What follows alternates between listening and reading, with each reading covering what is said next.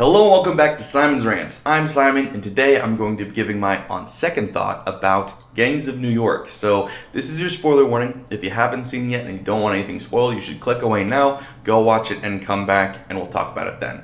So Gangs of New York is of course directed by Martin Scorsese. As I'm going through his movies, it's starring Leonardo DiCaprio, Daniel Day-Lewis, Cameron Diaz, and even has a small bit part by Liam Neeson. So this movie takes place in early America where these different gangs are fighting in olden times New York. So it's a very medieval type of gang war. It's not drive-bys and Tommy guns. This predates even that. It's medieval. They're coming at each other with like hatchets and swords, and there are guns, but it's not the predominant weapon. Imagine the gang fight in Anchorman. That's essentially what's going on. Except no tridents. There aren't any tridents. So it essentially is about two main gangs fighting each other. One is led by Daniel Day-Lewis and one is led by Liam Neeson. Daniel Day-Lewis's gang defeats Liam Neeson's gang, killing Liam Neeson, who's the leader, and he then takes over basically all of New York because those were the two lead gangs. So now Daniel Day-Lewis's gang owns all the other gangs essentially. He's the big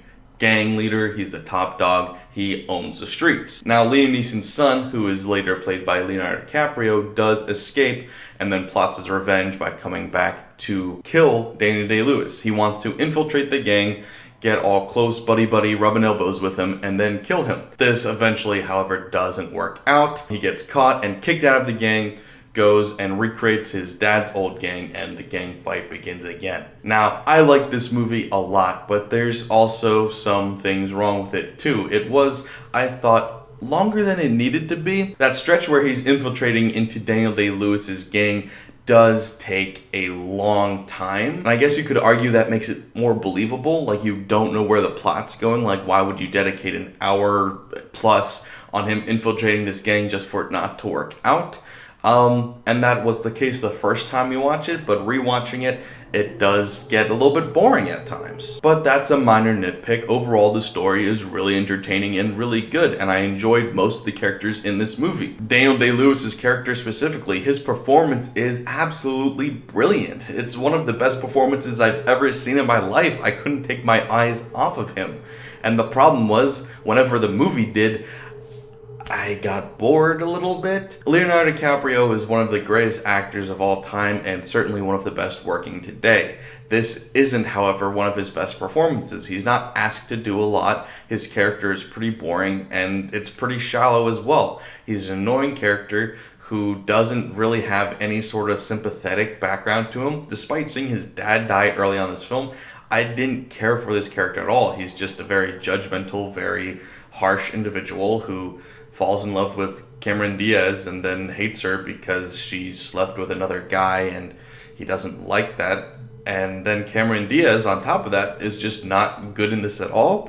She's the kind of actress that is good sometimes in some roles for some directors, but she's not going to be good despite the film, and she wasn't good in this. So overall, the acting is uneven, but Daniel Day-Lewis's acting is so good that it really does backlight the other actors and kind of show this isn't as good, which is frustrating, and that's unfortunately often the case with Daniel Day-Lewis in movies. It's a similar thing in There Will Be Blood. There Will Be Blood is a very good movie, but Daniel Day-Lewis kind of just points out all the other actors around him going, nobody's as good as me. And he kind of does that in every movie he's in. He doesn't elevate everybody else's performance, he's just by himself amazing. And not that that's his fault, but I usually find that in movies where there's a great actor, they generally elevate everybody else's performance. Like in The Dark Knight, Heath Ledger outacts Christian Bale, which is phenomenal. Christian Bale is a great actor, and he's normally amazing. He wasn't amazing in the Batman trilogy. It's not his best performance. He wasn't bad, but it wasn't his best performance. But then in The Dark Knight, when you've got Heath Ledger next to Batman, it doesn't make Christian Bale's performance look bad by comparison. It elevates it.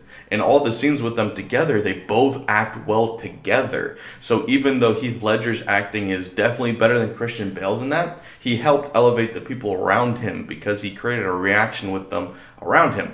I didn't get that kind of reaction from the other actors in this, though. I felt like Daniel Day-Lewis generally kind of isolates himself, literally, while filming movies, and I don't know that he actually elevates the actors around him. He'll be amazing by himself, but it honestly makes everybody else look worse by comparison, and he's not helping them be better. So, not that it's his fault. It's definitely not his fault. Every other actor should just try harder, but it's an awkward comparison to see him in this next to other actors that are only okay by comparison. This is also another Scorsese film where the editing is distracting when you notice it. It's not adding anything, and when you see it, you're like, why is that there?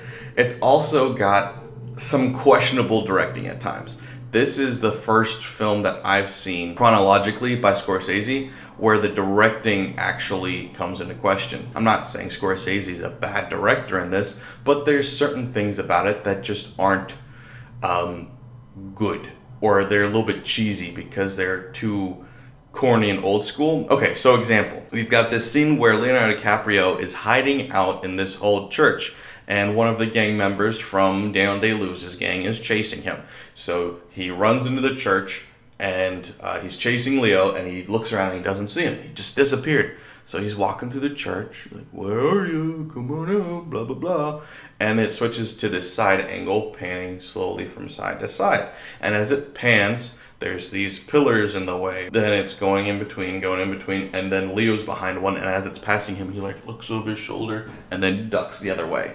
How many movies have we seen that in? That's a corny cliche. It's like, I remember thinking that kind of shot was cool the first time I saw it back in, like Star Wars, but it's like, this is not good directing. It's just cheesy, and it's like, come on, like, I know Scorsese, you're getting a little bit older, but like, you have to kind of keep up with the times. You can't just keep doing old cliches. You have to do something new. I'm not saying the whole movie's like that, but there's a couple of moments in this where it's like, yeah, the directing's a little bit cheesy. And then beyond that, there's no real complaints that I have. It's a lot of fun. The action is a lot of fun. It's a little too long. Some of the acting's uneven, and some of the directing's uneven in the editing. But beyond that, you've got a really fun story. It's, not the most original. It's about, gang members fighting, but it's a really entertaining version of that story. Like I've said before, Scorsese doesn't always have the most original ideas in his movies, but he does those ideas well. And this is another example of that, where this is just an entertaining version of that story. But at the end of the day, you're going to remember this movie because of Daniel Day-Lewis. Nothing else in the movie is that memorable except for Daniel Day-Lewis. He's phenomenal, and he's the key thing you're going to take out of this movie. So I enjoy the movie.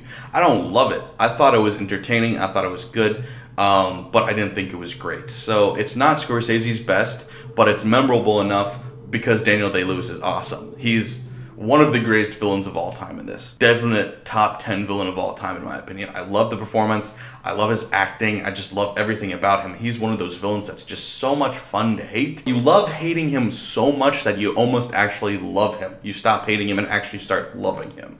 It's such a good performance.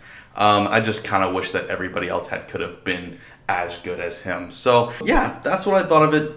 Don't love it, but I really do enjoy it, and I think it's a pretty good installment for Scorsese. Not his best, but definitely not a bad movie. So let me know in the comments below what you guys thought, and of course, like, share, and subscribe. It does help out a lot. Thanks, guys.